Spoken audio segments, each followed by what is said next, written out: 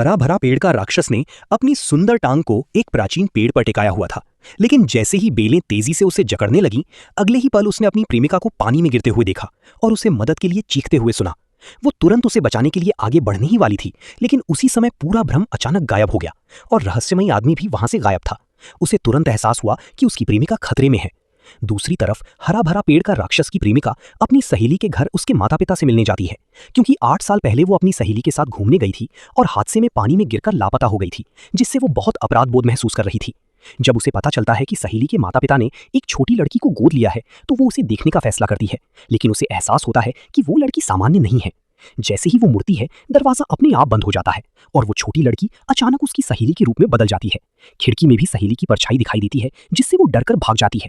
लेकिन अभी वो संभल भी नहीं पाई थी कि उसने देखा कि वही लड़की उसकी सहेली की मां को बाहर ले जा रही है।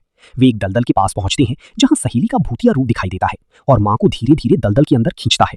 इस समय वो लड़की भी वहां पहुंचती है और उसे बचाने की कोशिश करती है, लेकिन अगली ही पल सहेली की मां उसे पानी में दबोच लेती है। किसी तरह वो खुद को छुड़ा लेती है, लेकिन जैसे ही मां फिर से उस पर हमला करने की कोशिश करती है, पीछे से एक काली परछाई आती है और उसे पानी में खींच लेती है। वो उसे ढूंढने की कोशिश करती है, लेकिन वो कहीं नहीं मिलती। ये सब ठीक 8 साल पहले की घटना जैसा ही था। जब वो पूरी तरह टूट जाती है, तभी हरा भरा पेड़ का राक्षस सहेली की मां को बाहर निकाल लेता है और उसे बचा लिया जाता है। इलाज के बाद वो फिर से जीवित हो जाती है। इसके बाद हरा भरा पेड़ का राक्षस अपने हाथ से एक और प्राचीन पेड़ को छूता है और दूसरे हाथ से